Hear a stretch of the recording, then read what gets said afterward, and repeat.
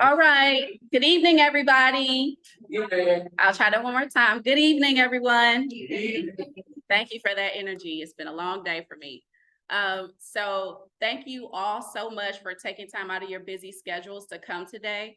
I'm so excited to be able to start this workshop series of recruiting and retaining a diverse workforce. But I do want you to understand that this is more conversational. I don't want to just speak up here, but I want you all to engage with me throughout the discussion. I also want to put a disclaimer out there that I am by no means an HR expert. I have not been a recruiter in my life. However, tonight's this session is intended to really start a conversation that cannot be solved within one night, right? But it starts these discussions about potential barriers, unspoken barriers that we're going to cover today based off of my professional experience and lived experience, and then be able to explore how we can rethink how to diversify the architecture profession, and that it is not one solution, but a multitude of many solutions, okay? Now the thing doesn't want to work. Okay, so tonight we have 4 objectives that we'll be going over. The first one is we're going to identify those barriers which limit diverse candidates from applying or even being interviewed at potential firms. Then we're going to talk about learning about potential hiring practices that you can use that increase the pool of diverse candidates. Then we're going to talk about strategic planning and the importance of it and how it can increase your visibility with more diverse candidates. And then also how to create a recruitment infrastructure within your organization so that you can promote DEI, not just during the hiring process, but also after they are hired. So the run of the show tonight, we're going to do an introduction about me because who am I, right? So we're going to do an introduction. Then we're going to talk about the state of minorities within the profession. Then we're going to talk about why. Like, why are these stats happening and why is it existing? Then we're going to cover the unspoken barriers, followed by the hiring practices and strategic partnerships, and then a cohesive infrastructure to move forward. And of course, at the end, we're going to have Q&A. All right, so again, who am I? So I am Dawn Mays, and I am the Director of Design Entrepreneurship and Inclusion here at Kent State University's Cleveland Urban Design Collaborative. I am a Cleveland native. I grew up in the suburbs of Warrensville Heights, where I graduated. From there, I also went to the Army Reserve, so I am an Army veteran. And from there, I came home. I went to Tri-C for 1 year, and then I transferred to Florida A&M University, which is a historically Black college in Tallahassee, Florida, where I studied architecture. So after 4 years, I graduated with a Bachelor of Science of Architectural Studies. I came home and I worked for Robert P. Madison International. How many know where that is or heard of it? Yes. And so I worked there for a couple of years, and I was ready to go back because my ultimate goal was to get licensed and I needed an accredited degree. So I went back to Kent State here, where actually we weren't in this building. We were on 9th and Prospect. So we had amazing classes in the evening during Guardians games. So we knew when the home runs were coming, we knew all of the stuff, right? And then after that, throughout my career, I've had the opportunity to navigate various industries. When I graduated from Kent State, it was 2009 and in the middle of the recession. And so I did do some contracting work, which is great in architecture, but any kind of job you can think of, I was doing, from retail, call centers, HR consultant. And And then even recently, I've worked in community development, I've worked in construction, I've worked in diversity, equity, inclusion, and construction compliance. And I think all of those professional experiences have equipped me with a breadth of knowledge to kind of understand how various industries work, but what are those commonalities? And a lot of times across those industries, a lot of the unspoken barriers were happening. And so tonight, my goal is to be able to elevate those things, have a discussion, and be able to start to have conversation on solutions on how we can address that. So now, my current role is the Director of Design Entrepreneurship and Inclusion. And I started this role back in February. Shout out to the Cleveland Foundation, who provided us with seed money to be able to start this initiative for the next 24 months. And ultimately, some of the deliverables include building a viable pipeline for historically Black college and university students to come to Kent State for graduate school. Also providing technical assistance to startup minority architecture firms. And then also bringing lectures to the university that bring awareness to design, entrepreneurship, and inclusion. And so since I've been here since February, I had to hit the ground running. I have a limited amount of time to really get as much data as possible to be able to identify what are our next steps at the end of this 24 months. What is the implementation and what are those recommendations? And so based off of my research, with diversifying the profession, I wanted to divide my research into 3 different buckets. One is academia, one is professional practice, and the other is firm ownership. Tonight, we'll definitely be focusing on the professional practice piece, but I hope this is the start of many discussions and sessions in partnership with the AIA to be able to bring this to not only the AIA members, but to the city of Cleveland as a whole. All right, as I stated, we'll be talking more about professional practice. So some of the minority stats that I took a look at before I did this presentation, these are 3 different studies that are very robust, and I would really advise you all to read them. I will have the links at the end, but the first is the Design Diversity Index. This was an initiative with the CUDC. It was completed in 2017, where it focused on academia and professional practice. You also have recently this year, NOMA and NCARB teamed up together to have a, it was called the Basis on Belonging. But basically they talked about experience, licensure, education, firm culture, and career development, and all of those, how they impact barriers to licensure. And then the last one, which has stars, what I really want to elevate tonight, the AIA and the University of California, Hastings College of Law did a study specifically on professional practice. They did other areas as well, but I really want to highlight the research that they did because it's pretty astounding, but also very informative with solutions. And I won't go into the extensive list, but I do want to highlight some of those today. So just a brief synopsis of those 3 studies. Design Diversity Index, again, was completed in 2017. And on their website, it actually tracks the number of people of color in architecture, landscape architecture, graphic design, industrial design, interior design, and urban planning in Ohio schools and professions.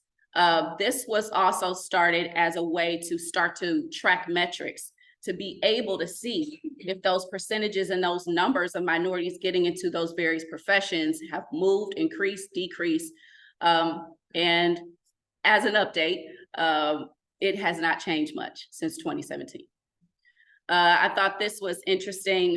This graphic here was also a part of the report for architects in Ohio. So in 2017, there were 5,980 architects, but of that, only 1% were African-American, 5% was Latinx, 10% was other, and 84% is white. So as you can see, there's very stark differences in that.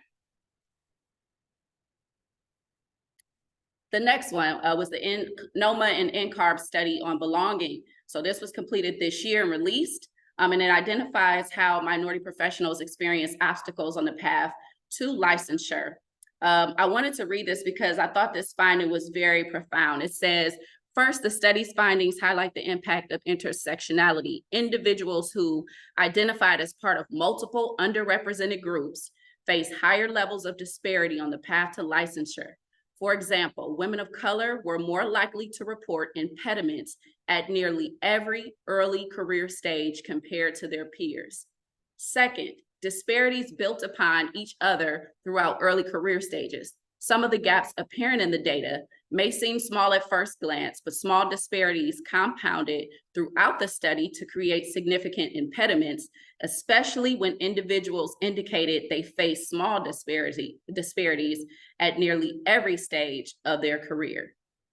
And then the third, age has a significant impact. It talks about candidates who were 40 or older were far less likely to receive support toward their licensure goals. So again, these are like just small snippets. There are multiple pages, but it really is a good read. I'm not just a nerd, it's really good. And then the last one, right? This was conducted in 2019. I didn't see anything within the article that just talked about really sparked them wanting to do this study.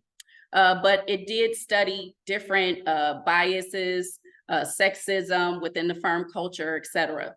And their goal is to interrupt bias in hiring, assignments, performance evaluations, meetings, family leave, and workplace flexibility. Again, we're not going to go through all of them, but I do want to highlight a few of them to even start that discussion. So their conclusions, their top two conclusions on the study that they did was to use metrics. You can't make a difference if you don't know what you are looking for to understand what is successful in your firm, right? It's all great to have a warm and fuzzy, but sometimes you need those metrics to make sure that you are actually moving the needle and that your intentions are actually matching up with those actions. And if you're really serious about making change in firm culture and diversifying your workforce, it's important that you make sure that you are really thinking through, again, before you get the candidate, during that interview, but also after.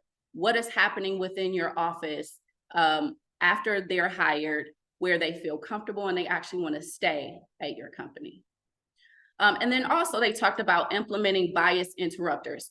We'll go over a couple of them today that I will be suggesting, but again, this is a start of a huge conversation that can't, be resolved overnight. So in my professional experience, as well as, my lived experience, minorities are very highly valued with their numbers to come into the firm and diversify and change of thought, diverse thought, but they are underutilized once they walk through the doors. And so we want to kind of identify why that's happening. So some of the things, this is not an extensive list, would be lack of follow-up once they hire them. No one sits down with them to kind of understand what their career goals are or what their desires are. And many times, if you do sit down with employees to just have a trajectory of what they're looking for, it makes it easier for you to understand where their strengths are, where their passion is, and then what assignments we should give them to be able to nourish the strengths that they're bringing to your firm. In addition to that, it's important for you to be able to check in to find out if there's ways that they can grow. And how can you be able to, again, give them opportunity so in the places that they're not as strong, they can be able to get the support that they need and have the wiggle room to make mistakes so that they can grow as a professional. The other is lack of strategy, right? Again, you can't just have this grandiose idea and say, we're going to do this, but you didn't think past step one. It's A to Z and double Z, right? Of all of the things that you have to consider. And so you have to treat it just like if you're doing a strategic plan for your business. You don't just say, I want to make $1 million next year, and it's just going to happen. You have to identify what are those key steps along the way that are going to continue to chip away at that big, hairy, audacious goal. Also, lack of know-how. There's been a lot of buzzwords that have come up since the civil unrest in 2020, and now it's starting to die down. There has been legislation with the anti-woke legislation, and ultimately, it's okay to say that you don't know how. That's why we have to have these conversations. And it is not one person or one thing, as I stated at the beginning, that can really fix everything that's happening. It is multifaceted, and it's a multitude of things that must transpire, but on a consistent basis in order to make incremental changes moving forward. And then unfortunately, there's also just a lack of effort. Having the perspective that it doesn't matter, or it's not a big deal, or it's not my problem. And America is not made up of one person. We are the human race. And so why not be able to give everyone an equal opportunity to get exposure and to come into these kind of fulfilling careers? So before we define what diversity, equity, inclusion is, we want to talk about what it is not. Diversity, equity, and inclusion is not one person's responsibility. As a firm owner or a business owner in general, one person cannot fix infrastructure that has been in existence for however long you've been in existence, right? Your company, but also the overarching theme is structural racism. That stuff does not get dismantled overnight, for one. But for two, utilizing one person's experience that is a minority, whatever they may be, is very irresponsible, I would say. But also it's a lot of pressure on that person as their lived experience to make a determination to figure out if something is right or wrong. It is not an action word. Go do the DEI thing, right? No, it is not an action. And then also, it is a process. DEI is not something that is all wrapped up into one person's role. That would be, it's an impossible task. And then also, it is an active lens within all of us that allows us to do our particular roles, but understanding the principles of what diversity, equity, and inclusion means, and how we can apply that to our designated roles within whatever organization that we work with. So it takes the work of all of us. And the last thing, it is not a quick fix. You cannot, call someone in to say, we want you to be this person, and hurry up. That's insane, but I've seen it happen. And it takes time, okay?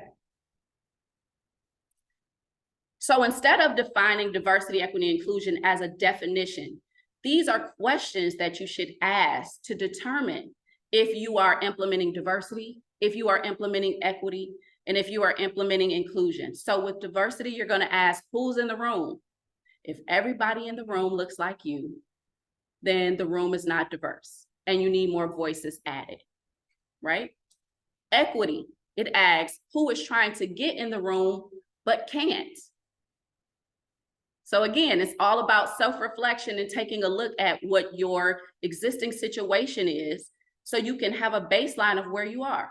Oh, we're great with diversity, but maybe our diverse staff isn't in this room making these decisions, right? How do we change that? And inclusion asks, has everyone's ideas been heard?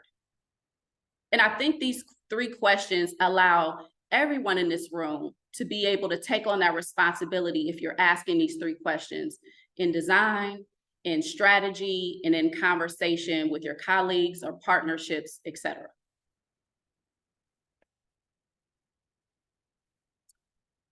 So this is not the extensive list, but some unspoken barriers that I've observed personally. I've observed from the outside in several roles, but there's implicit bias. Excuse me. There's lack of cultural knowledge or awareness. Silence is the biggest one I've seen. Complacency with company culture. We've always done it this way. Or you have to be culturally fit to be in our firm. What does that really mean? Opportunity for feedback. Not having an open floor, open door policy, a real open door policy where it's just not said and no one says anything, right? Even going as far as making it anonymous, where you don't see me put something in the suggestion box, so you don't know it was me that said A, B, and C, right? Gaps in the resume. Many times, candidates can be discounted because they have gaps in their experience, but it could be a plethora of things, from family issues to pregnancy to, you know, a caregiver for someone. But a lot of times they could be very viable candidates for your firm, but you automatically dismiss because of that. Lack of advocacy. This goes back to those 3 questions, you know, with diversity. Who is in the room? If no one is in the room that represents who you're trying to impact, who you're trying to target, then something's wrong with that, because you can only talk about your lived experience from who you are, not for others. There's a lack of metrics. This goes back to having the intention to really want to make a difference and change and shift some things, but it's all in an idea. There is no strategy to actually execute or implement. Work assignments. I've had personal experience with that, but also, you know, just being in a firm where you're not growing. No one cares if you grow. You're a body here and we need this work done.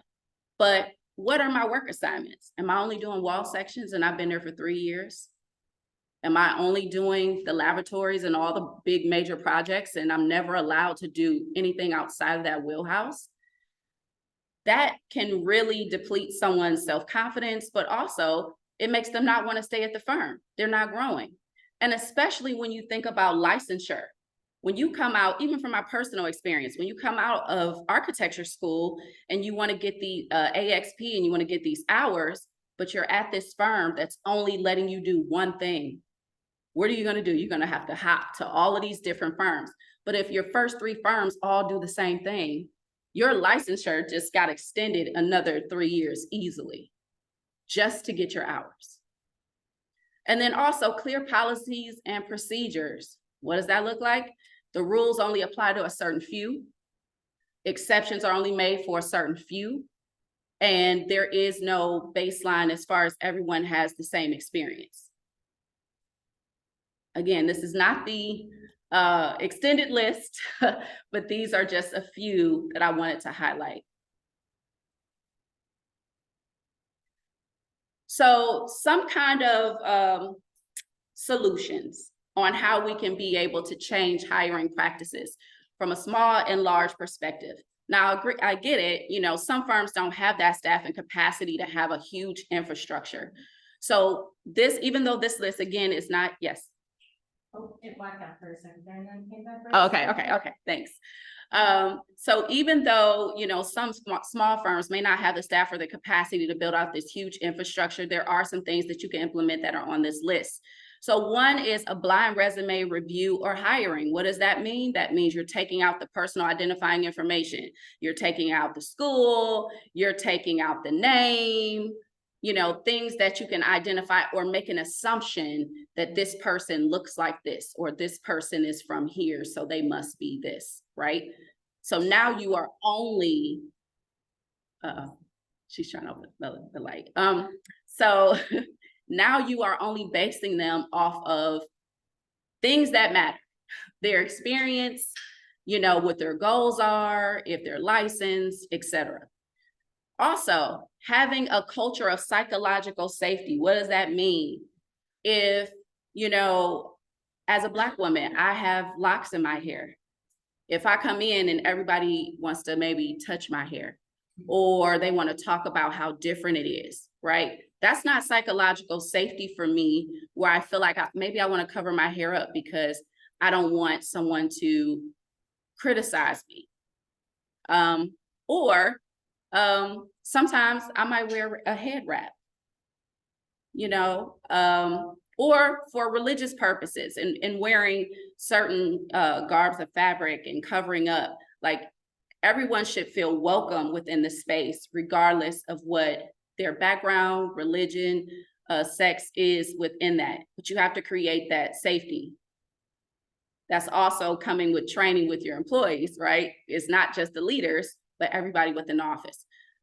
Also, identifying the career goals and tracking. Again, when you're bringing these new hires in, making sure that you're identifying, hey, not just in the interview, because everybody sells themselves in an interview, okay? So once you get them in there, hey, let's sit down, let's find out, ultimately, what do you want to be? You know, do you want to do project management? Do you want to do construction management? Do you want to be a designer? You know, do you want to own your firm one day? It's best to kind of know in advance to figure out where you can place them. And then when those new opportunities come up, now you've had these assessments with your new hires to identify where you need to send them. Mentorship program. I put this for large because most small firms can't really afford to do this with staff capacity. But mentorship, meaning when they get in there, maybe you are assigning them a senior, you know, project manager, a senior designer within the firm, and just make it more of a culture where now it's not the CEO or the HR's responsibility, but it becomes a firm culture that we all are trying to assist each other in growing and excelling within the firm. Include all employees with diversity, equity, inclusion trainings and initiatives. Again, this is more geared towards a larger firm as far as, you know, having these massive, you know, trainings. But there are resources out there for smaller firms that may be able to provide videos and things like that as orientation when you first hire someone that they must watch. Maybe there is something that the entire firm watches once a year to just make sure everybody's abreast of any changes or what has happened. And as you know, in HR, they do all of those things, right? In your employee manual, this could also be a part of that process. Having the same set of questions for all candidates. I think if you do the blind resume review and hiring process, it would make it easier for you to not ask probing questions which are irrelevant to the actual interview. But again, this is setting the standard that everyone gets the same exact questions. We're not coming off the script. So now you can do an apples to apples comparison when it comes to selection of the candidates. And then last, select questions that highlight the capabilities versus the experience. So instead of asking, have you ever been a leader? No, you know, like, how about asking them, you know, in this particular scenario, how would you handle A, B, and C? So it allows you to analyze how they think, you know, if you weren't there, how do they strategize, and what kind of qualities that they possess that can be able to shine during that interview. So you can make an informed decision, and again, not having a closed-ended question of a yes or a no. Any questions so far? Okay. Next is strategic partnerships. So this is so important. In order to be successful with anything, whether it is starting a business, going after a client, you have to have a strategy. And in order to diversify your workforce, you have to create a goal for your firm. You can't just say we want more diverse staff. What does that mean? Right? Is it more women? Is it just people from all, you know, ethnic backgrounds? We just need to diversify our staff. You have to identify that and write it down, right? Then once you create that goal, then you identify where is your targeted audience located. So you have to have an intention and a plan, because on the back end, all of these individuals and organizations and conferences that you want to reach out to, you have to build relationships with them.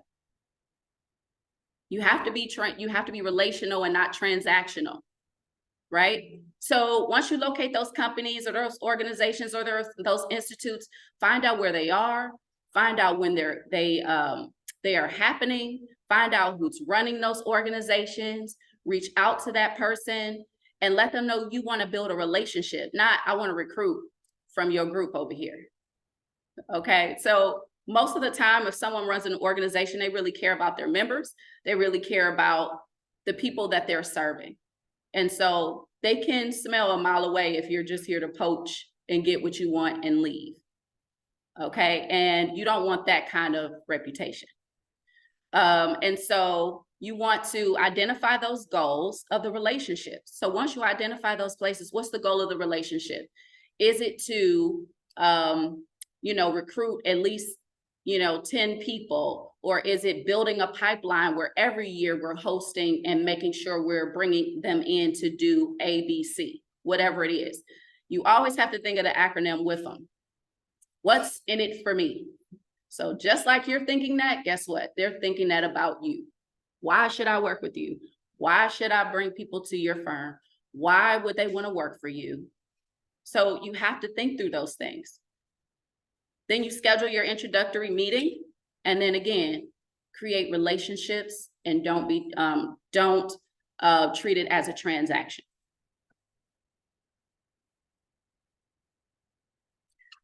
So in order to create a cohesive infrastructure, you want to create this diversity, equity, inclusion hiring strategy. I've kind of gone over a few items that you could be able to utilize, but ultimately, diversity, equity, and inclusion is used as a tool. It is a tool to equip you and empower you to be able to ensure that you have cultural competency within your firm and a more inclusive environment. So it goes beyond the doors and that hiring interview. It's what happens afterwards. And then also ongoing surveys. They could be formal, they could be informal, but it's important for you to continue to get critical feedback and really want the feedback. And be able to create an environment so they feel safe in sharing what they really feel. And again, there's multiple ways to do that. I've been in companies where they've had something called a 360 review. So it's blind. So you see everybody's comments, but you don't know who wrote what. And it's very eye-opening, especially if you think everything's great and you get some critical things. But I think it really helps. It helps you as an individual, but you can also do the same 360 review for the company as a whole to determine what you're doing well and where you have some weaknesses that you need to work on. And then ultimately being able to have some kind of maybe brainstorming session of what are some suggestions that you think we should do. Sometimes the hardest thing for owners to do is to get out of their own way. And you have leaderships within your organization. Use your leadership to ask these questions, to have these brainstorming sessions to understand what needs to happen in order for us to shift. And then don't be afraid of that. Be flexible so that you can be able to create strategies and be intentional with the changes that you want to make.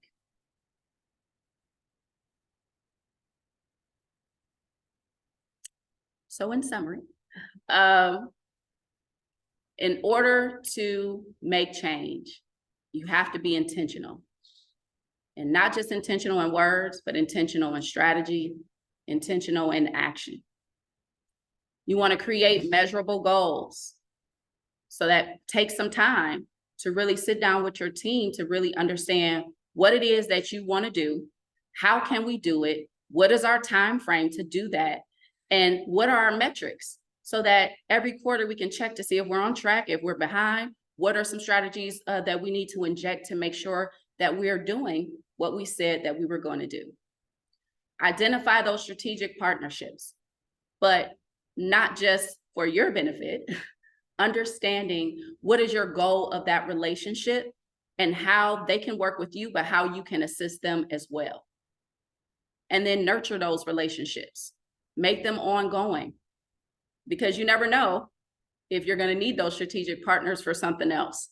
And if they only remember you because 5 years ago you reached out to them the one time, that's not a strategic partner anymore.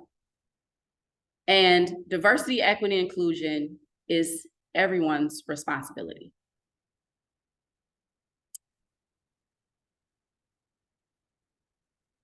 And are there any questions? I know I said a lot. No? Yes. One of the things that you've been doing, I think, is you've been going around and interviewing, and you've been talking to people in the industry, kind of in this region. Yes. Have you seen or heard anything that you found illuminating or surprising, or trends to like, hey, there seems to be this particular issue and there's something specific we can start working on? Like, is there anything you're starting to notice in these interviews about this region? Yes. So if you didn't hear the question, he was asking, was there a part of my research is really building the next pipeline of firm ownership. But before you can build something new, you have to understand what's already existing. And so a part of my research is conducting interviews with minority-owned architecture firms in Ohio. So far, I've done 7. And so some of the trends and things that I've observed, the commonality amongst all of the firms I interviewed was trauma and discrimination. Many of them, it took a long time for them to get a break or a big job. Many of them had to start designing people's houses because no one would give them commercial work because of the color of their skin.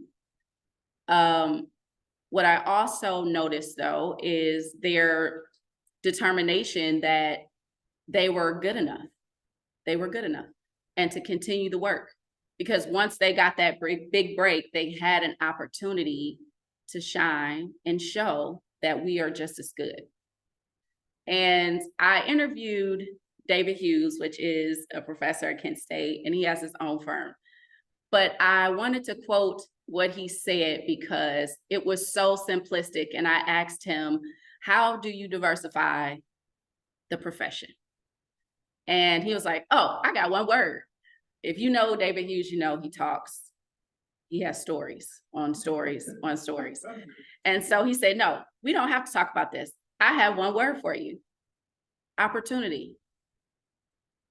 If someone looks different from you, that doesn't mean that their qualifications change. Give them an opportunity, whether it's academics, whether it's professional practice or firm ownership. If someone that looks like you is new to the profession, do you give them a chance? Why not give someone else a chance as well? So giving everybody an equal opportunity and a shot at it, because no one's perfect, right? We're all going to make mistakes, but why not give everybody an opportunity to make a mistake than just a select few? Thank you for that. Yes. So you talked a lot about metrics and measurable goals throughout the presentation. And from your talking to other firms and individuals, what are the goals and metrics you're seeing other employees? I think it's like generally people want to be more diverse. Firms want to be more diverse. We saw 84% registered architects are white. Is that diversity in skin color, educational? But I think sometimes it's hard to figure out like how to define what metrics to set without like making out tick boxes on religion and background and lived experience. What are you seeing other firms do? So I'm so happy you brought that up because this is part 1. This is setting the stage to start that conversation, but I am having a part 2. If you want to put it on your calendars, October 24th, it's on a Tuesday. But the goal is to have a panel discussion where we talk from a small, medium, and large firm perspective on strategies that they've been able to implement to be successful in recruiting a diverse workforce. So I think instead of taking stats of like the market in general, I thought it would be more productive, but also beneficial to have individuals that have actually done it, to talk about the metrics in real time, talk about any changes or tweaks they had to make in order to achieve their goals, so that you can see it in real life application, because stats are skewed when you're talking about across America. Yes. I have one comment and then one question. My comment is that I was particularly interested in one of the strategies has to do with the blind resume. And just anecdotally, I have a niece who plays viola, and musicians now they're doing blind auditions where you can't see who's auditioning. Yeah. And it seems like, wow, this is so simple. And it's so effective at removing, she says there's been this huge upturn in the number of female musicians. Once they're behind a curtain and you don't know who's playing. And my second anecdote on that is my stepdaughter's name is Brett, and she's a geologist. And whenever she goes to an interview, they always say, oh, I thought you would be a man. Because of course her name is Brett. And so she gets interviews that the other women who she graduated with, who put in the same job applications, don't get interviewed for because they're not named Brett. And so, you know, this, when I think about the blind city, I also think about, you know, that is as the optics on shifting it. So that was my comment of how powerful that can be if people took that more seriously and actually asked somehow someone in the office who's not reviewing it to just blank out that information, even if you're not a large firm.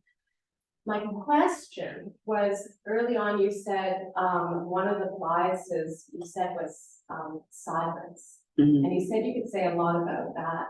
Yeah. And I wanted, but you were silent about it. And so I wanted to ask if you could say a little bit more about what that means. Yes. Silence is, you know, I'm in an office and someone says something about my hair. And other people are offended that someone said it, but nobody says anything. Or if I am the person who was offended and I go to a higher up person and say something, but that person doesn't get reprimanded, there's no statement from the office to say this is not tolerable. You know, you do all of these trainings, but then if I get trained on something and then an occurrence happens, nothing comes of it. There's no repercussions. There's no enforcing the policies. And so when that happens, now there's the psychological safety. I don't feel safe here. It could even be I'm a woman and someone says something that makes me uncomfortable about what I have on. And other women see it. They come up to me and say, that was so inappropriate, right? But nobody says anything. And it goes back to if I go and say, but this is his buddy, or, you know, there's no repercussions.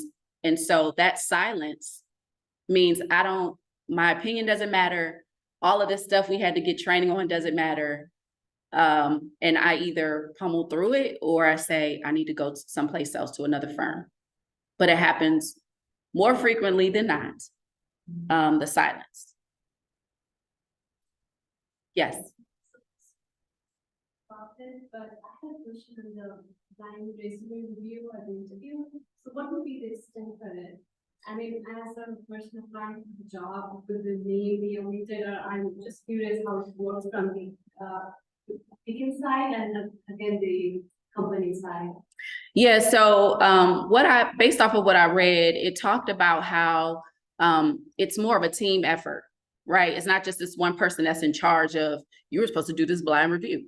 And so usually there's a team, but someone in HR eliminates the personal identifying information, the name, the school, you know, and personal activities, extracurricular, because somebody says they play golf over football, you know what I mean? Like there's a bias there of who plays tennis, who plays soccer, you know, but just getting down to what are we actually looking for? The skills, we want to see the skills, we want to see the software they work with, and we want to see the experience only. Nothing that is personal, so we can, in our head, have a picture of who is actually applying. But you can do it in any way. And I appreciate you bringing up the music thing, right? Because what really matters? Does it matter what the musician looks like, or does it matter if they are really good with their talent? And that can definitely equate to architecture firms. It's about the talent, not what they look like. Did I answer your question? Okay, yes. Yes, Yeah, Don, I'd like to just thank you for your comprehensive presentation. Obviously I can't speak for non-diverse architects or firm owners, but it would appear that it was very disappointing. Something that you hear DEI and some firms putting in the coil. So, I'm sort of fed up with this type of discussion. You mentioned the 7 firms that you interviewed, the diverse firms. You get a chance to interview non-diverse firms, and what was your experience with them? Good question. So because this study is more about diversifying the profession, I am targeting minority-owned firms now. The unfortunate thing is that it's fortunate, but unfortunate. So all of the firms that I interviewed were African-American owned. And the reason why I'm able to get that context is because there is a registry of licensed Black architects in the country. And as you get your license, you're able to add your name to this list. And you can break it down by state, name, all of that, which is cool. But other ethnic backgrounds do not have websites or database that I can say, hey, can I get this list? So my goal is to be able to target Ohio. But I am proud to say, as of this morning, I actually went to a breakfast at Nesco this morning. And there was a speaker there. Her name was Marcia Mendez. And so there's an event called 100 Latinos You Need to Know Now that's coming to Cleveland. She founded that. And she has a consulting firm that talks about being Latina ready. And one of the things she talked about is just understanding culture. You don't have to know everything about a culture, but you should know certain things so it does not create disparities within the profession. But what she shared with me was that I asked her, hey, do you know any minority, Hispanic or Latino and Latina firms that I could interview? And she said there were 2 here in Cleveland. They were pretty large, and one was from Argentina. So hopefully by my next workshop, I'll have some more to add to the list. Because the goal is to interview them and find out their story, find out, what challenges they've had, find out how they've been able to be successful, and what would they recommend to someone starting their firm, but also how do they think the profession can be diversified. And so I have limited information, but my goal is to just get as many as possible within the 24 months as far as getting as much data so we can be able to move forward with some solutions. What about interviewing? No, because in order to diversify, you kind of need diverse. But because of the 3 pockets of research, right? Academia, professional practice, and firm ownership, that falls under the firm ownership.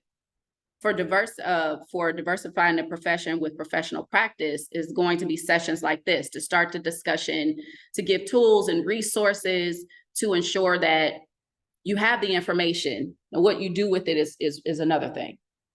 Also, as a part of my research is reading books, and books about how to start your own firm. How do you get your clients? How do you even get into the mind frame of creating an infrastructure to start a company? But then I'm also reading books about how diversity started to change within academia. So right now I'm reading a book called When the Ivory Towers Were Black. So it talks about affirmative action and the Ford Foundation funding $10 million for Columbia University. There was a lot of controversy because they were going to demolish Morningside Park, which is a park in the middle of Harlem. The students weren't having it, did a stand-in, a sit-in. And all of this was happening while this affirmative action movement was happening. And so in this book, it talks about it was the largest amount of minorities coming into architecture and planning. I think the number was 59 from 1965 to 1972. And in this book, they were able to find 24 of them and they interviewed them. So their stories are in here. And David Hughes is one of those graduates from Columbia University, and his information is in the book too, which is really cool. So I'm not even finished with the book, y'all. It's so good. It is so good. But yeah, so my goal is after each of those books, I'm posting them too. So I don't just keep the information to myself. So I post it on LinkedIn, give a synopsis of the book, and you should read this book if, right? These are the things that were highlights of the book. And then I'll also try to, shout out the author as well, so people can bring awareness. They probably have several publications that you can be able to get into, but the goal is to empower everybody to do their own research and identify resources that you can access right now to take action. Yes. So in terms of building a culture, and I am going to go back to majority of the firms that have some diverse populations.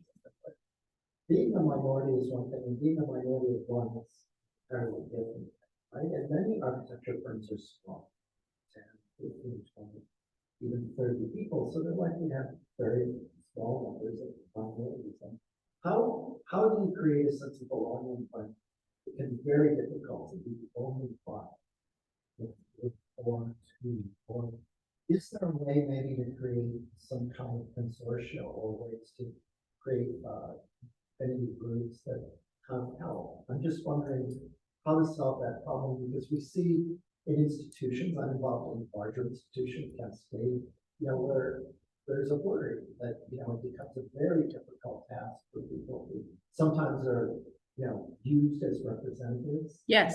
And have to over-represent, and then creates a bias, which is terrible. There's other problems of not having mentors that look like them. There's all kinds of problems, and how do we get up here there when we don't have them?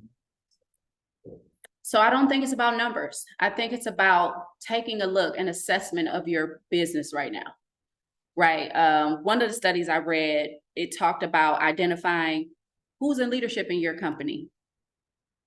If you have a minority, where are they? How long have they been there? How many people have gotten promoted that have gotten there after them, right? Or what projects did we have them work on? So you have to take an assessment of like your work assignments, the trajectory of other people within the firm, but also I wanted to come back to this slide because if you want to make cultural changes, ask yourself these 3 questions. Who's in the room? If we know we're small, but we do want a more diverse staff, the one minority, why don't you ask them? Well, are they in the room, right? Are you saying, hey, what made you want to come here? So it's not about you come up with the solution because you're the only minority. How do we do it? It's more so, what made you come here? What made you stay here? What would attract more talent like you? Right? And they can be, in them feel psychological safety, going back to that, do they feel safe answering truthfully? When you're asking these point blank questions, hey, we want to do this, and we really would like your feedback. And then if they tell you something that's not necessarily the best, be open to receiving it to be better. Especially if they're willing to be transparent with you, to share, and they can help you be a part of that solution. Thank you for that question. Did I answer your question? You did. Okay. I think it's hard. It is. It's not easy. It's not easy. That's how I started. It's not easy. It's not one solution. It's not going to happen overnight. Yes. I definitely don't want to take over the conversation, but it's a great question. And I just want to, if anyone raise their hand who's been to a NOAA conference? We don't know what a NOAA conference is. I didn't think so. It's very important. And it was an eye-opening experience for me, being an older, seasoned architect. I went to my first loan conference in 2013, simply to complete our documentation study on chapter here in Cleveland. And to see over 1,000 minority licensed building architects and designers in one space, participating in sessions with them, it was just so profound. So those with larger firms, I would just encourage you to send someone to a loan conference as soon as possible. Just get that experience if possible. Help them with diversity efforts. Yes, and then also making sure you're participating in those conferences. You know, you're not just there again with the them, what's in it for me, but how can you target a specific population if you're not understanding what are the barriers they face, you're not understanding what it's like to walk in their shoes. Those breakout sessions are speaking to some of those disparities, what's happening in communities, especially if you do housing, if you do community development or community focused design. You can't come in there and just say, I want to recruit you. You have to go through the experience. And that's how you build relationship. That's how you build a capacity in knowing, just going and hearing all of the information of what's happening within the realm of designing as a minority. It helps to add to your arsenal of resources that you know are currently happening. So when you do recruit, whether it's to your firm or to school or anything, you've had an opportunity to really digest and say, how can we make sure that's not happening here? Yes. I really appreciate the time you put in on this particular topic. I'm horribly biased, you know, this already. Yes. I dedicate my entire life's work to this piece. And what I really would love to hear people on, because I'm personally, I disagree about the data part, we'll talk about that offline. Mhm. But I am curious, how do you see this affecting the profession? Because what I see too many times, with no offense to Dan, I hang out with two architects, I hang out with two broken designers, I hang out with investment designers, the landscaping architects, I hang out with the web designers. Like, I hang out with all these things. And I'm actually a member of 4 of the design professions. So my challenge is that when we have these types of conversations in our silos, it's not breaking down the wall, it's helping reinforce it. So what I'd love to hear from you is, how do you see your work helping? Like, not just architecture, because I will admit, because you all are measured and managed, the visibility that you have is, it is a responsible one. And so, because the other design disciplines are not measured in this way that architects and landscape architects are measured, I just really would love to hear how this work is going to affect the profession of design, not just the architects, not just the landscapes, not just the interiors, not just the ground. Mhm. How is it going to affect that? So I love that question. So I'm going to use an example of, I can't even think of who created the commercial, but there was a commercial where a woman had a baby and everybody had to wear a mask. You couldn't touch her baby, you know, and so then she had a second baby and the older baby was crying. So she was getting an oil change and she handed the baby over to the mechanic. Has anybody seen that video, that commercial? And so when I think about that commercial, I think about how you wanted to nurture the first baby. Why? Because this is like, I'm in charge of another person, right? I want them to survive. I want to do everything perfectly. But once they get to a certain age where they become dependent, if you have another child, you're not as worried because you've kind of gone through the experience to understand how to nourish and how to grow this baby. So now I'm not as stressed with the second one. And I say that to say, in this particular work, I'm in the College of Architecture and Environmental Design. And so my initial goal, yes, is to talk about architecture as a whole, but I'm treating this as the first baby. So that means I'm going to identify where those barriers are. I'm going to be able to highlight some potential solutions and strategies to do so. I'm going to conduct my interviews to kind of figure out how we can build that next pipeline of minority architecture firms. But once that's successful, Now I have the blueprint, not to mean that the exact thing is going to happen for graphic design, landscape, right? But what it can give me is a foundation of strategy on how to go about addressing each particular industry. Does that make sense? Did I answer your question? Sort of. Okay. That's your answer. Yes. And talk to me then about the succession. What does the succession plan look like? Thank you for that. Good question. So a part of the work, again, is bringing everyone along. So a part of the research and, books and interviews, I am posting on LinkedIn to bring people along on the journey. What I'm also doing is identifying potential national publications where I can also be able to bring awareness across the nation as far as these particular strategies that I'm creating or solutions I'm creating. And then I'm creating strategic partnerships with NOMA chapters across the country as well to identify what they're doing, because I'm all about working smarter, not harder.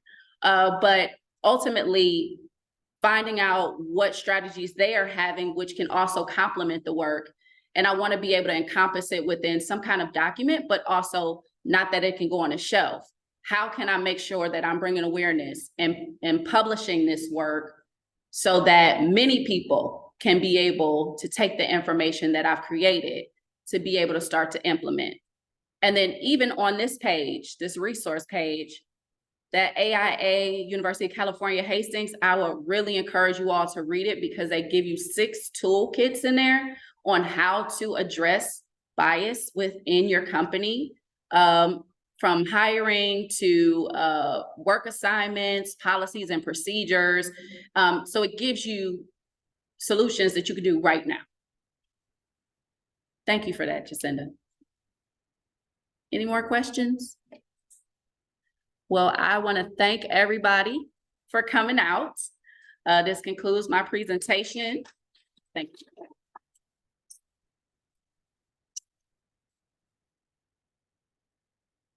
Thank you. And make sure that you come to part 2. Again, it's going to be a panel discussion where I will have individuals from a small, medium, and large firm perspective that talk about strategies of implementing within their firm to hire and retain a diverse workforce. Enjoy your evening.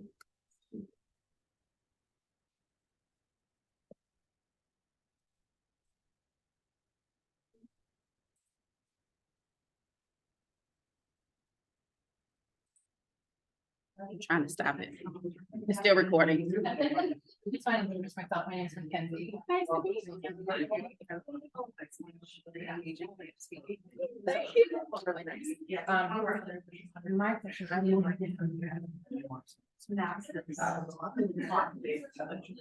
thing that I get pushback on a lot is the word architecture. Graphic design. Yeah.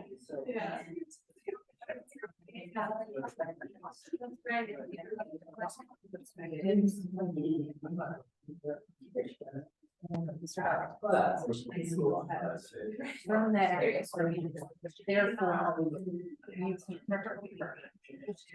you and that also means 50% additional space to diversity in leadership.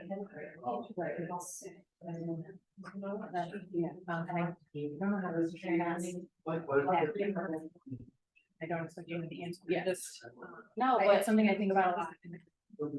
I would love to like talk to you like you do coffee or something because I mean, yeah, we just kind of talk about it because I'm sure that I gotta sit on it like to kind of figure out, but yeah, it's me and then. Okay, thank you.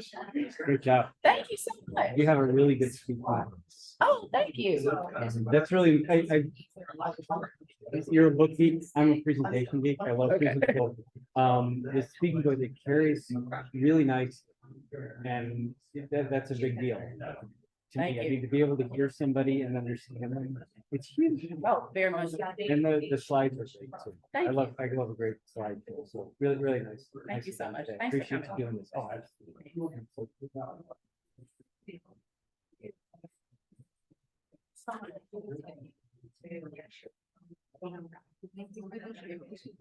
Thank you.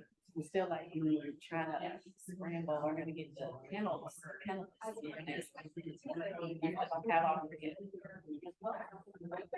Thank you so much for coming. Yes, you too. Thanks. Bye. I enjoyed it. I learned a lot. Oh, you did? Yeah. What was the biggest thing about it? Well, I think that, I was never, I mean, I was busy, right? Even though I can't stop. Yeah. I didn't know, I knew this sort of was happening. Years ago, between different institutes that are coming up and you explain to me. And these firms, economics, organizations. No, I think it was. Yeah. A lot. Yeah, it's. You're also kind of. Let's get them, you're gonna go. Oh. Well, like you're kind of this inspirational data. You have a nice place. So, coach. I would say that, thank you so much, and I so appreciate you doing that. I'll try to make a second, you see, but hopefully I'll see you. All right, cool. Okay, see you later.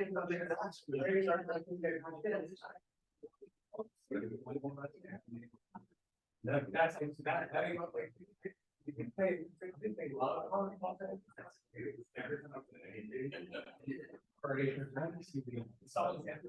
Right, you know, it's a lot.